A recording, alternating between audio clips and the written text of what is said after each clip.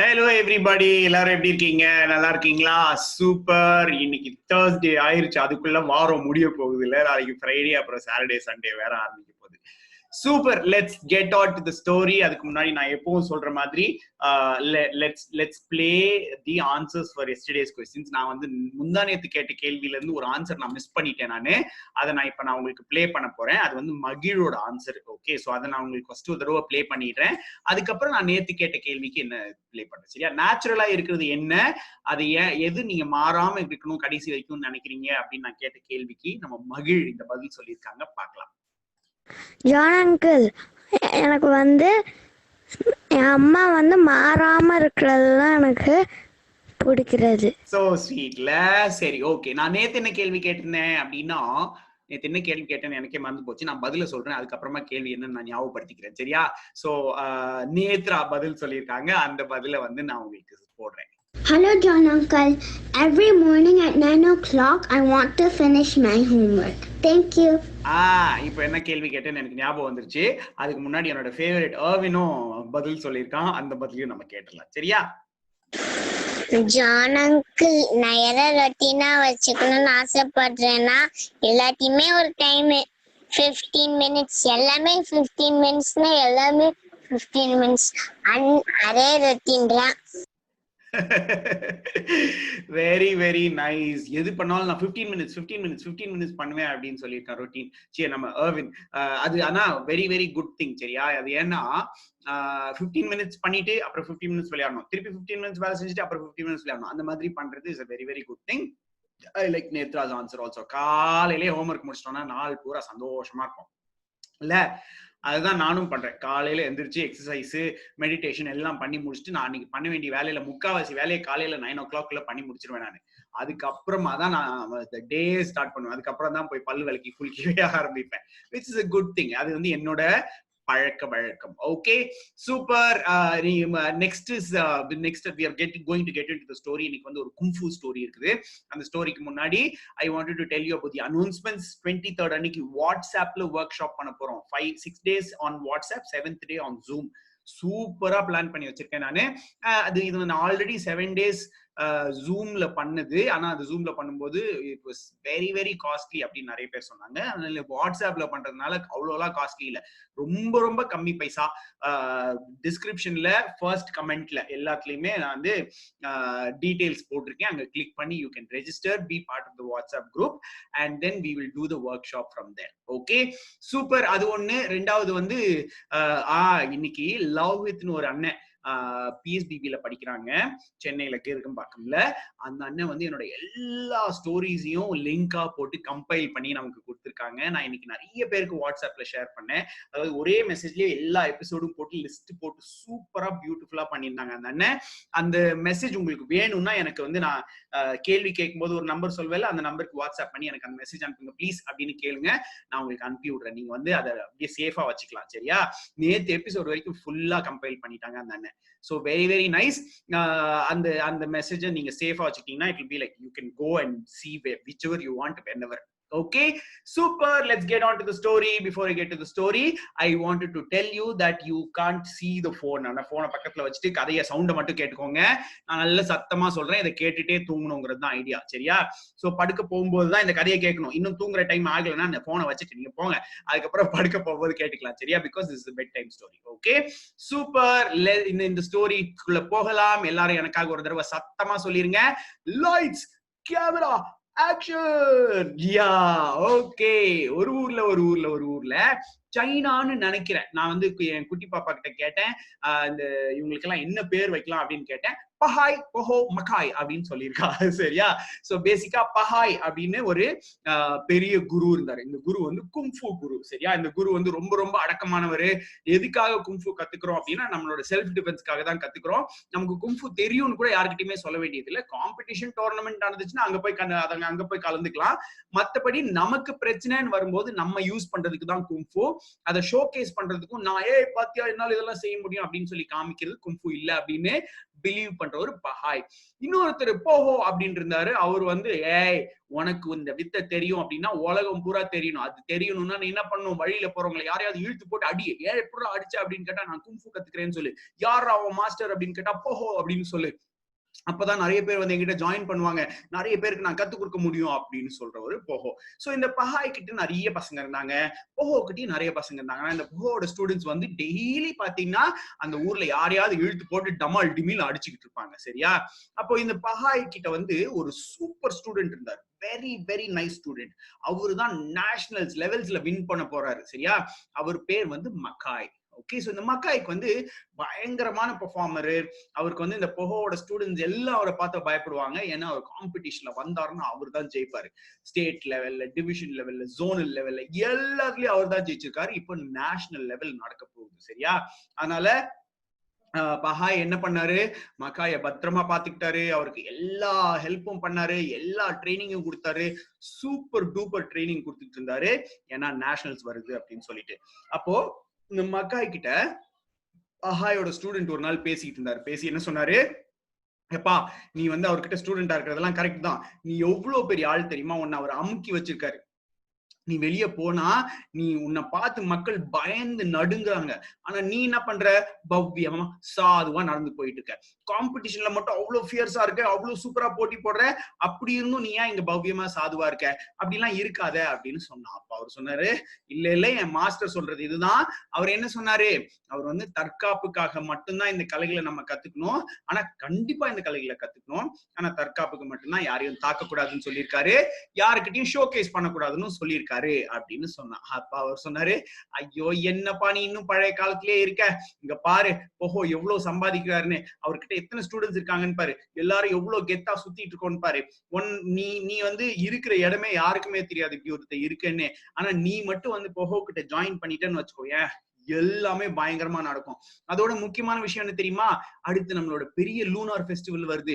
மூணுக்காக நம்ம ஃபெஸ்டிவல் கொண்டாட போறோம். அந்த ஃபெஸ்டிவல்ல போஹோட ஸ்டூடெண்ட்ஸ் எல்லாரும் எங்களோட திறமையை ஷோகேஸ் பண்ணி காமிக்க போறோம் அப்படின்னு சொன்னாரு. என்னப்பா ஷோகேஸ், நம்ம கத்துக்கிறது சண்டை, அதை எப்படி ஷோகேஸ் பண்ணுவீங்க அப்படின்னு கேட்டா, இவர் வந்து நாங்க கலர் கலரா காஸ்டியூம் போட்டுட்டு டிஃப்ரெண்டா டான்ஸ் எல்லாம் பண்ணி பயங்கரமான வித்தைகள் எல்லாம் காமிச்சு ஷோகேஸ் பண்ணுவோம் அப்படின்னு சொன்னாரு. இவருக்கு ஒண்ணுமே புரியல, என்னடா இது, இப்படி ஒரு செல்ஃப் டிஃபென்ஸ்க்கான ஒரு விஷயத்த ஷோகேஸ் பண்றதா, என்ன நடக்குது அப்படின்னு சொல்லி இவரு இது பண்ணாரு. ஆனா அந்த கான்வர்சேஷன் விட்டு வரும்போது மக்காய்க்கு மனசு ஒரே குழப்பமா இருந்துச்சு. அந்த மாதிரி பண்ணா நல்லா தானே இருக்கும், நம்ம ஷோகேஸ் பண்ணா எல்லாருக்கும் நம்ம இருக்கோம்னு தெரியும், நம்ம என்ன பண்றோம்னு தெரியும், நல்லது தானே, நம்ம மாஸ்டர் கிட்ட போய் நம்ம கேட்கலாம் அப்படின்னு சொல்லிட்டு பஹாய் கிட்ட போய் கேட்டாரு. பஹாய், மாஸ்டர் நீங்க வந்து நம்ம இந்த ஃபெஸ்டிவல்ல கலந்துக்கலாமா அப்படின்னு கேட்டாரு. அது ஃபெஸ்டிவல் பா, அது காம்படிஷன் இல்ல அப்படின்னு சொன்னாரு மாஸ்டர். சொன்னார், தெரியும் மாஸ்டர், இருந்தாலும் உங்களுக்கு ஒரு அட்வர்டைஸ்மெண்ட் வேணும், எனக்கு ஒரு அட்வர்டைஸ்மெண்ட் வேணும், நான் எவ்வளவு பெரிய ஆளு, நீங்க எவ்வளவு பெரிய ஆளுன்னு எல்லாருக்கும் தெரியணும் அப்படின்னு சொன்னாரு. அப்ப இவர் சொன்னாரு, no no no no no no, கும்ஃபுங்கிறது உன்னோட செல்ஃப் டிஃபென்ஸ்க்காக, நீ எங்கேயுமே பெர்ஃபார்ம் பண்ணக்கூடாது அப்படின்னு சொன்னாரு. அவர் சொன்னாரு, என்ன மாஸ்டர் நீங்க பழைய காலத்திலேயே இருக்கீங்க அப்படின்னு சொன்னாரு. ரொம்ப நேரம் மறுபடி மாத்தி பேசினாங்க. பேசி எல்லாம் முடிக்கும் போது அவங்களுக்கு வந்து 2 பேருக்கும் சண்டை வந்துருச்சு. சண்டை முத்தி என்ன ஆச்சுன்னா, கடைசியில மக்காய் சொல்லிட்டாரு, மாஸ்டர் நான் போதும்னு நினைக்கிறேன், இதுக்கப்புறம் நான் போய் போஹோவோட ஜாயின் பண்ணிக்க போறேன், ஏன்னா எனக்கு இன்னும் கொஞ்சம் நிறைய மக்களுக்கு நான் தெரியணும் அப்படின்னு நான் நினைக்கிறேன் அப்படின்னு சொன்னாரு. பஹாய் சொன்னாரு, இதுதான் நான் பிலீவ் பண்றது, நான் பிலீவ் பண்றதுல நீ பிலீவ் பண்ணலன்னா you can always leave, no problem அப்படின்னு சொல்லிட்டு பஹாய் அவளை அனுப்பிச்சு வச்சுட்டாரு. நேஷனல்ஸ் இன்னும் 2 மாசத்துல வரப்போகுது.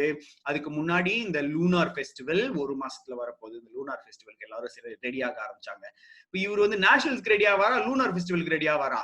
எல்லாரும் போஹோவோட ஸ்டூடெண்ட்ஸ் எல்லாரும் லூனார் ஃபெஸ்டிவலுக்கு தான் ரெடி ஆனாங்க. நேஷனல்ஸ் பாத்துக்கலாம் அப்படின்னு. இவனுக்கும் ரொம்ப தைரியமா இருந்துச்சு, ஏன்னா நேஷனல்ஸ் எப்பவுமே நான் ஜெயிச்சிருக்கேன், இந்த தடவையும் நான் ஜெயிச்சிருவேன், கவலைப்படாதீங்க அப்படிங்கிற மாதிரி இவருக்கும் ரொம்ப தைரியமா இருந்துச்சு. அதனால அதெல்லாம் மறந்துட்டு லூனார் ஃபெஸ்டிவலுக்கு இது பண்ண ஆரம்பிச்சாரு. ஆனா லூனார் ஃபெஸ்டிவல்ல இவர் நோட் பண்ணாத இல்ல ஆன்டிசிபேட் பண்ணாத ஒரு பெரிய விஷயம் என்ன தெரியுமா, அந்த ஃபெஸ்டிவல் நடக்கும்போது இவங்க எல்லாம் ஷோகேஸ் பண்ணுவாங்க, கரெக்ட். ஆனா வேணும்னே நாங்க ஒருத்தர் இருக்கோம் அப்படின்னு காமிக்கிறதுக்காக வேணும்னே போய் சின்ன பசங்கள்கிட்ட எல்லாம் வம்பு இழுப்பாங்க, எல்லாரையும் சண்டை போடுவாங்க. இந்த விஷயம் மக்காய்க்கு மண்டையில உரைக்கவே இல்லை. ஆனா அன்னைக்கு லூனார் ஃபெஸ்டிவல் நடந்துச்சு, ஷோகேஸ் பலமா நடந்துச்சு. ஷோகேஸ் முடிச்சுட்டு இந்த பசங்க எல்லாரும் போய் எல்லாரையும் மாத்தி அடிக்க ஆரம்பிச்சிட்டாங்க. எல்லாரையும் வம்பு இழுக்கிறதும் அடிக்கிறதுமா இருந்தாங்க. இந்த மாதிரி மாத்தி அடிச்சுக்கிட்டே இருந்தப்ப பஹாயோட அந்த ஃப்ரெண்ட் இருந்தால மக்காயோட அந்த ஃப்ரெண்ட் இருந்தால நீ எங்க கூட வந்து ஜாயின் பண்ணிடு அப்படின்னு சொன்னால, அவன் இந்த மாதிரி சண்டை போட்டுட்டு இருக்கும்போது அவனுக்கு பலமான ஒரு அடி விழுந்துச்சு. டவால்னு விழுந்துச்சு. விழுந்த உடனே மக்காய்க்கு கோவம் வந்துருச்சு. என்னடா அது, ஏன் ஃப்ரெண்ட நீ அடிச்சிட்டியா அப்படின்னு சொல்லிட்டு வேகமா போய் டமால்னு ஒரு அடி அடிச்சான். அங்க எதிரில இருந்த பையன் செத்து போயிட்டான். இந்த மாதிரி செத்து போன உடனே என்னாச்சு, அங்கிருந்து போலீஸ் வந்துட்டாங்க, மக்காய அரெஸ்ட் பண்ணிட்டாங்க.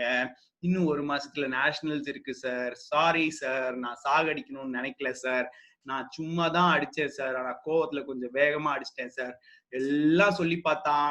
அவங்க விடுறதா இல்ல, கொண்டு போய் ஜெயில போட்டாங்க, விசாரணைய முடிச்சாங்க, நீ லைஃப் லாங் ஜெயில இருக்கணும் அப்படின்னு சொல்லிட்டு ஆயுள் தண்டனை கொடுத்துட்டாங்க. அந்த பாருக்கு பின்னாடி உட்கார்ந்து யோசிச்சான், இப்படி ஆயிடுச்சு பத்தியா. நம்ம மாஸ்டர் எத்தனையோ தடவை சொன்னாரு, செல்ஃப் டிஃபென்ஸ்க்கு மட்டும்தான், யாரையும் அஃபெண்ட் பண்றதுக்கோ யாரையும் அட்டாக் பண்றதுக்கோ இல்லைன்னு. நான் ஃபர்ஸ்ட் லைஃப்ல யாரையோ அட்டாக் பண்றதுக்காக குங்ஃபூ யூஸ் பண்ணேன். அப்படி யூஸ் பண்ணதுனால இந்த நிலைமையில நான் வந்து இருக்கேன் அப்படின்னு அவன் சொன்னான். இது சொன்னப்பதான் அவருக்கு புரிஞ்சிச்சு, கரெக்ட் தான் அப்படின்னு சொல்லி புரிஞ்சிச்சு. ஆனா புரிஞ்சு எந்த யூஸும் இல்லை. நேஷனல்ஸ் நடந்துச்சு, வேற யாரோ போட்டி போட்டாங்க, வேற யாரோ ஜெயிச்சாங்க, அதுக்கும் இவருக்கும் சம்பந்தமே இல்லை. இவர் ஜெயிலேயே மீதி வாழ்க்கைய கழிச்சிட்டாரு. நம்மளும் நிறைய டைம்ல ரூல்ஸ் ரெகுலேஷன்ஸ் எல்லாமே சரியில்லை, வேண்டாம் அப்படின்னு நினைக்கிறோம். ஆனா அந்த ரூல்ஸ் அண்ட் ரெகுலேஷன்ஸ் தான் நம்மளை காப்பாத்துது, காத்து எல்லாத்தையும் கரெக்டா வச்சிருக்குதுங்கிறத நம்ம நிறைய நேரத்துல மறந்துடுறோம்ல. ரூல்ஸ் அண்ட் ரெகுலேஷன்ஸை கரெக்டா ஃபாலோ பண்ண வேண்டியது நம்மளோட பொறுப்பு. அந்த ரூல்ஸை விட்டு வெளியே போய் பண்றதுக்கு எக்ஸைட்டிங்கா தான் இருக்கும், ஆனா அதோட விளைவுகள் வந்து ரொம்ப ரொம்ப ரொம்ப பெருசா இருக்கும்ல. அதனால rules are made for us and when we follow it we have a happy life. நம்ம டெக்ளரேஷன் பண்ணிடலாமா? ஓகே, நெஞ்சு மேல கை வச்சுக்கோங்க. Rules are made for us. when we follow rules we live happy. Super. நிறைய ரூல்ஸ் இருக்குது. Rules சில நேரத்துல கசப்பா தான் இருக்கும், இருந்தாலும் அந்த ரூல்ஸ் வந்து will give us a lot of boost in life. Okay, nice. So now let's get on to the question for the day. Okay, நீங்க உங்க லைஃப்ல ஆமா இந்த ரூல் கஷ்டமா தான் இருக்கு, இருந்தாலும் இருக்கட்டும் அப்படின்னு நினைக்கிற ஒரு ரூல், சரியா?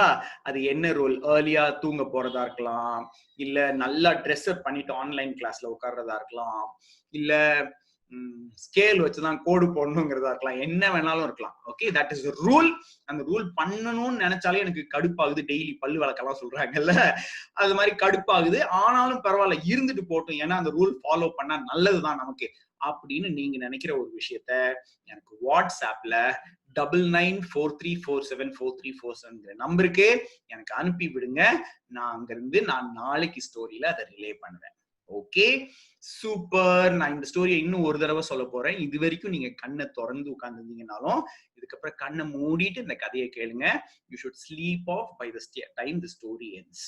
Okay, super. கண்ணை முடிக்கோங்க, படுத்துக்கோங்க. இந்த கதையை நான் இன்னொரு தடவை சொல்லுவேன், அப்புறம் ஒரு மியூசிக்கும் போடுவேன், அதனால யூ கேன் ஸ்லீப் ஆஃப் அப்படியே, சரியா? Okay, super. ஒரு ஊர்ல ஒரு மாஸ்டர் இருந்தாரு, பஹாய் அப்படின்னு. அதே மாதிரி இன்னொரு குங்ஃபூ மாஸ்டர், இன்னொரு குங்ஃபூ மாஸ்டர் இருந்தார், அவர் பேரு பொஹோ. இந்த மாஸ்டர் பஹாய் கிட்ட ஒரு ஸ்டூடெண்ட் இருந்தார், அவர் பேரு மக்காய். மக்காய் வந்து பெஸ்ட் குங்ஃபூ ஆர்டிஸ்ட். அவர் வந்து நேஷனல் லெவல்ல பல தடவை ஜெயிச்சவர். ஒரு தடவை போஹோவோட ஸ்டூடெண்ட் வந்து சொன்னாரு, எங்க மாஸ்டர் கிட்ட இருந்தா நீ எவ்வளவு கெத்தா இருக்கலாம் தெரியுமா, யார வேணாலும் சண்டை எடுக்கலாம், யார்கிட்ட வேணாலும் நீ அடி போடலாம், நீ எவ்வளவு ஃபேமஸ் ஆகலாம் தெரியுமா அப்படின்னு சொன்னாரு. மக்காய் போய் பஹாய் கிட்ட பேசினாரு. பஹாய் சொன்னாரு, நம்ம ஃபேமஸ் ஆகுறதுக்கோ யாருக்கிட்டயோ சண்டை போடுறதுக்கோ இதை கத்துக்கல, நம்மளை செல்ஃப் டிஃபெண்ட் பண்ணிக்கிறதுக்கும் காம்படிஷன்ல நம்மளை ஷோகேஸ் பண்ணிக்கிறதுக்கும் தான் நம்ம அதை கத்துக்கிறோம். அது மத்தபடி யாரையும் நம்ம அட்டாக் பண்ணக்கூடாது அப்படின்னு சொல்லிட்டாரு. மக்காய்க்கு இது பிடிக்கவே இல்லை. ஒரு நாள் 2 பேரும் பேசி சண்டை முத்தி, சரி நான் உங்களை விட்டுட்டு போஹோ கிட்ட போறேன் அப்படின்னு சொல்லிட்டாரு. போஹோ வந்து அங்க வந்து போய் பார்த்தா இன்னும் 2 மாசத்துல நேஷனல்ஸ் நடக்க போகுது. ஆனா 1 மாசத்துல லூனார் ஃபெஸ்டிவல் நடக்க போகுது. லூனார் ஃபெஸ்டிவலுக்காக தன்னோட ஸ்டூடெண்ட்ஸ் ரெடி பண்ணிட்டு இருந்தாரு. என்னடா இது, மாஸ்டர்னா நேஷனல்ஸ் காம்படிஷனுக்குள்ள ரெடி பண்ணுவாங்க, இவங்க லூனாருக்கு ரெடி பண்றாங்கன்னு சொன்னப்ப, உனக்கு தெரியாது இந்த லூனார் ஃபெஸ்டிவல் எப்படி நடக்கும், come on let's do it அப்படின்னு சொல்லிட்டு இவருக்கும் லூனார் ஃபெஸ்டிவலுக்கான பிராக்டிஸ் கொடுத்தாங்க. ஸோ லூனார் ஃபெஸ்டிவல்ங்கிறது பேசிக்கா காம்படிஷன் இல்ல, ஆனா இவங்க நிறைய வித்தைகள் காட்டி ஷோ கேஸ் பண்ணி என்னென்னமோ பண்ணுவாங்க.